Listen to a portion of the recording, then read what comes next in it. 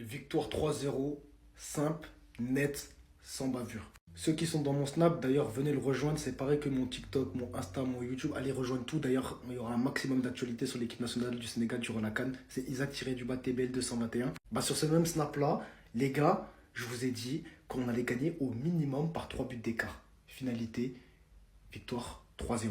Je suis content pour Jackson, parce que Jackson, pendant un long moment, il était très critiqué en sélection. Et moi, le premier, je le critiquais. Il galérait vraiment dans sa finition. Et sur ces 2 derniers matchs, contre le Kenya et aujourd'hui face au Botswana, il est sur 2 doublés consécutifs. C'est très bien. Il a loupé l'immanquable dans les premières minutes. J'ai cru qu'on l'avait perdu, mais il nous a montré que voilà, c'était le boss. On a vu un très bon Sadio Mané, un très bon Gana Gueye, un très très bon Krépin Diatta aussi d'ailleurs. Donc voilà, c'est de très bon augure. Il n'y a pas eu de joueurs mauvais. Il y a eu des joueurs meilleurs que d'autres, mais pas de joueurs mauvais. Après, encore une fois, c'était le Botswana. C'est pas non plus l'équipe du siècle, mais c'était quand même une équipe difficile. On a vu des équipes comme l'Égypte ou comme par exemple le Cap-Vert qui ont vraiment galéré contre cette équipe-là, qui ont buté contre eux. Et c'est vrai qu'à 0-0, ils nous ont quand même posé beaucoup de problèmes avec cette défense où tu avais 11 joueurs qui étaient devant les cages. Donc c'était compliqué, mais on a su justement trouver la pince qui nous a fait casser le cadenas et qui nous a permis de gagner ce match-là 3-0. Prochain match, le Congo, soyez prêts seulement. Soyez prêts. Maintenant, j'ai une question. Qui a fait la plus forte impression depuis le début de la CAN? Les gars, ils sont même pas à 100%. Et lui alors? Bien que toute l'équipe. Partant de ce premier but inscrit en pleine surface. Le deuxième a littéralement rendu tout le monde bouche bée. Contrôle le ballon. Là, on a tous pensé qu'il se le faisait prendre. Il oriente le ballon malgré le pressing. Et arrive à terminer ça tout seul comme un grand. Peut-être pas celui dont on parle le plus en club, mais en sélection, les gars. Techniquement, j'avais l'impression de voir R9. Shérif pour tuer le match à la fin. Tout était au rendez-vous. Beaucoup critiqué comme d'habitude, ils trouveront encore le moyen de le critiquer dans ce match, malgré sa prestance. Sadio Mané, véritable patron aujourd'hui, et a su prendre les directives nécessaires pour mener cette équipe. L'équipe tourne à merveille, le crack a pu entrer en jeu, et le collectif se rend petit à petit merveilleux. Ce qui est incroyable, c'est de savoir que cette équipe n'est pas encore à 100%, et ceux qui ont vu le match le savent. Je me suis longtemps questionné, vu que je suis turc, sur quel pays j'allais soutenir durant cette CAN. Désolé à ma femme et la Tunisie.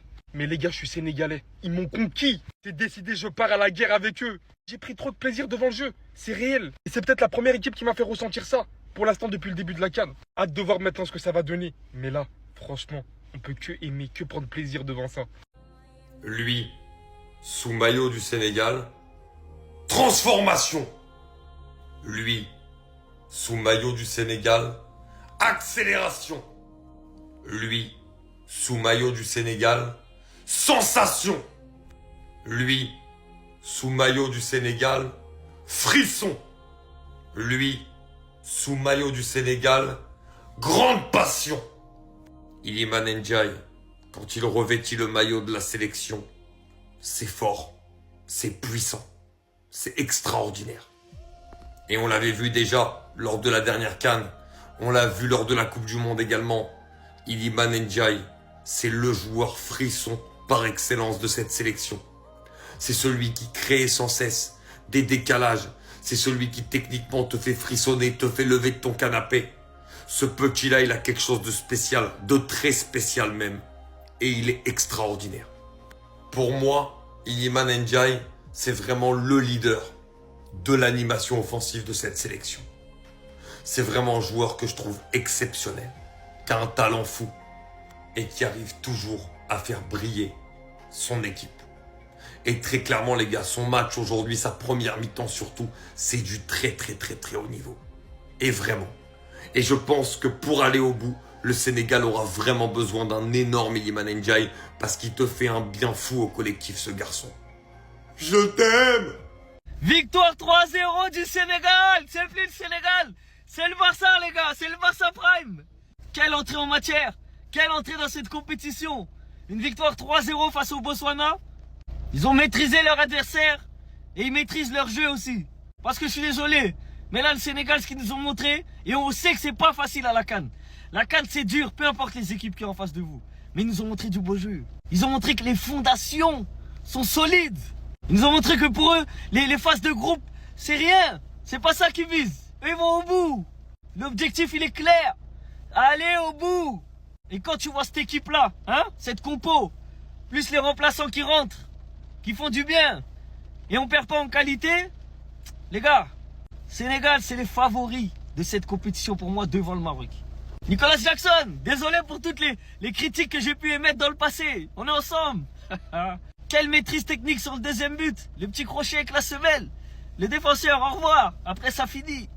À chaque fois qu'il est titulaire, il fait ça bien. Soit des buts, soit des passes.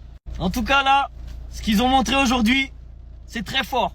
Et là, ils montrent à toutes les autres nations africaines. Regardez, on est là, on va venir. On va être là, on est là pour être méchants. On est méchants. Sénégal, rec. Nico, mon frère, j'ai toujours cru en toi. J'ai toujours su qu'au fond, t'avais cette âme de numéro 9. Oui, je peux le dire. Nico Jackson est le meilleur numéro 9 d'Afrique. Oui, et vous allez dire quoi? Est-ce que vos attaquants, ils mettent des doublés en premier match de CAN? Non.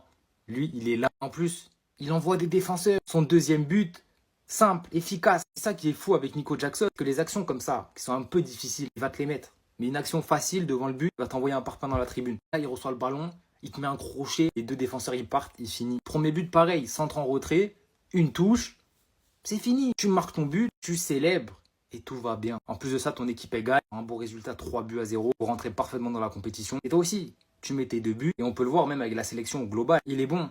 Sur ses 5 derniers matchs avec le Sénégal, il en est à 6 buts, 2 passes D, 8 de GA en 5 matchs. C'est du solide. Et c'est ça qu'on lui demande. Parce que Nico, dans le jeu, on le sait tous. Même à Chelsea, on le disait, dans le jeu, il est trop fort. Mais ce qui lui manque, c'est ce dernier geste. C'est cette âme de numéro 9, de tueur devant le but. Et si un jour il l'a, à Chelsea, il a eu une période où il avait ce truc. C'était une action, un but. Ça a été trop court. Mais si il arrive à débloquer ce truc, attention. Parce que techniquement, il a toutes les qualités. Il est trop fort. Sadio Mané, il a trop traîné avec Cristiano Ronaldo, les gars. Je le vois en CR7 de ouf, en sélection. Non. Parce qu'en fait, là, il n'y a pas que les stats qui comptent. Mais il n'a pas réussi à marquer contre le Botswana. Et c'est pas comme s'il avait pas tout tenté. Il a tiré 9 fois. Sadio Mané a tiré 9 fois aujourd'hui. Il a mis 6 tirs cadrés et 7 tirs à l'intérieur de la surface. À voir ce que ça va donner pour le reste de la compétition. Mais moi, j'ai pas envie d'appeler ça le complexe de CR7. De voir un Sadio Mané attrapé par le complexe de CR7. Devenir un joueur qui ne veut pas quitter sa sélection parce qu'il s'est convaincu qu'il avait le niveau encore pour y jouer et être le leader. Et ça peut devenir très dangereux. Ça veut dire à voir pour la suite ce que Sadio Mané il va proposer. Si c'était vraiment juste le début et qu'il va rendre une copie plus propre par la suite. Mais en tout cas, aujourd'hui, moi, il m'a choqué. Parce que ça faisait très longtemps que je n'avais pas vu presque 80 minutes entières d'un match de Sadio Mané. C'était ces Jorginho do Brasil. Et pour ceux qui ont guetté le match, dites-moi ce que vous en avez pensé. Bao!